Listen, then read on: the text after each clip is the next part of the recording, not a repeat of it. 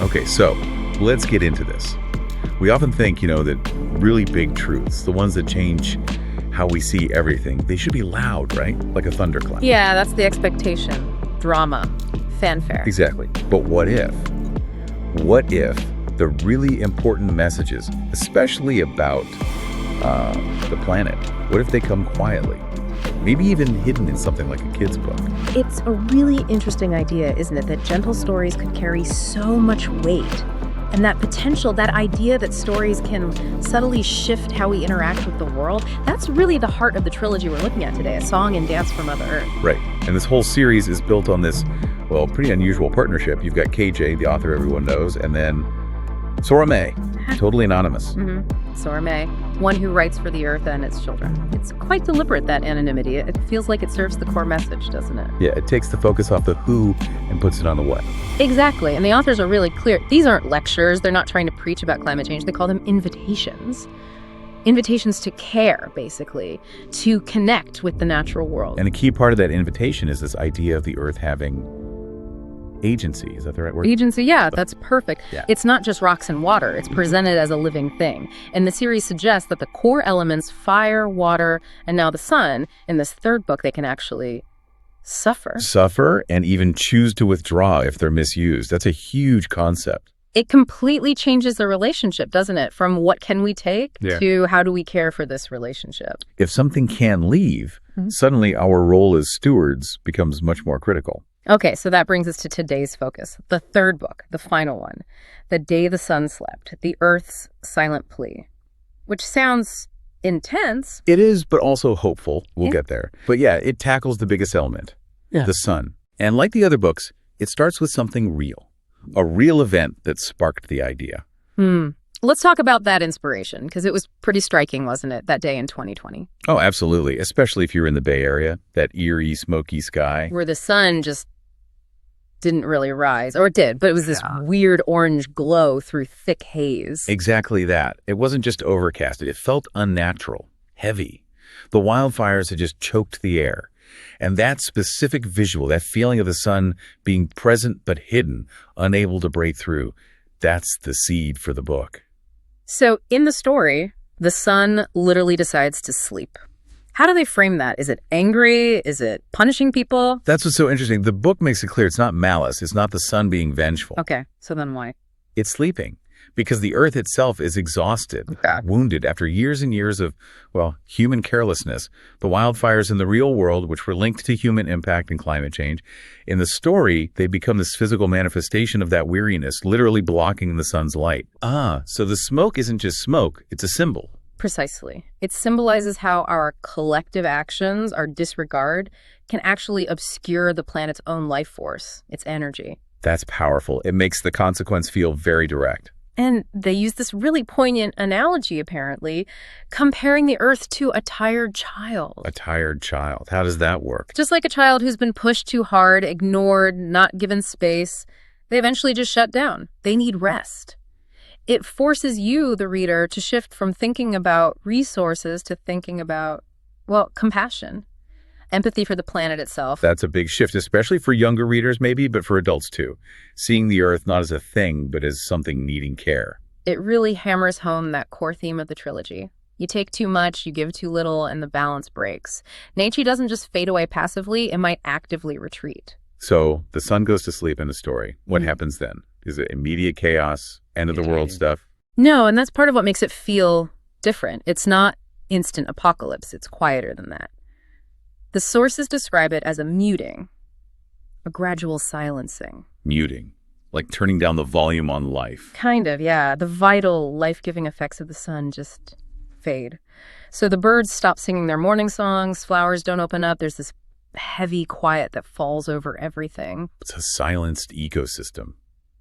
That actually sounds almost more unsettling than a big disaster movie explosion. It does, doesn't it? That creeping sense of loss, of vitality draining away. And how is this story told? Who do we follow? This is another really smart choice in book 3. The perspective shifts. While humans are there, a lot of the story comes through the eyes of the Earth itself. The sun, the animals, the plants. So you're forced out of the human-centric view. Exactly. You experience the dimming light, the quiet, from the perspective of those directly dependent on the sun in a way humans sometimes forget we are. It really underscores how interconnected everything is. Okay, but this brings up a question. If the story highlights human actions causing the Earth's weariness, does it get preachy? Does it feel like finger-pointing? Especially in a book aimed partly at kids. It's a fine line, for sure. But the way it's framed seems less about individual blame and more about collective realization. A reckoning, maybe? A reckoning, that sounds it. Well, maybe reckoning is too strong. It's more like the darkness forces everyone to pause and ask, okay, how did we get here? How did we let the balance get so off? It's presented as a consequence, yes, but also as a necessary moment for reflection. It makes the environmental issues feel immediate, not some far-off problem. The Earth needs to rest now. So it's honest about the impact, but frames it as a moment to understand interdependence, rather than just feeling guilty or doomed. Right. It avoids that sense of fatalism, which can be paralyzing. The silence is serious, but it's not necessarily permanent. Okay, so it's not all doom and gloom then. The sources mention hope and healing too. Definitely. That's crucial. The sleeping sun, the silence, it's not the end of the story. It's actually the catalyst for change. The catalyst? How so? The loss forces a rediscovery. People, creatures, everyone has to figure out how to move forward, how to restore the balance. The path back involves learning, or maybe relearning, respect, understanding, remembering how we're connected to the Earth. And the sun. Is it just waiting? Pretty much. The idea is the sun is ready to return, to wake up when the Earth is ready. Which really means when humanity shows it's learned something. Which brings us back to that classic challenge. Environmental problems feel so huge. Climate change, biodiversity loss, it's overwhelming. How does a children's book, even one this thoughtful, make action feel possible? This is where I think the book offers something really valuable, especially for you listening. It tackles that feeling head on. It makes it clear that waking the sun, bringing the light back fully, isn't about one giant government policy or some magic tech fix. So it's not waiting for the big guys to solve it. No. It emphasizes the power of collective, small actions. The core message is right there. Every single small action makes a difference. Okay, like what kind of actions? Does it give examples? It does, and they're wonderfully simple, concrete things from the book itself. Things anyone can do. Planting one tree, just one. Or choosing to walk or bike somewhere instead of driving, even just once. Remembering to turn off a light you're not using?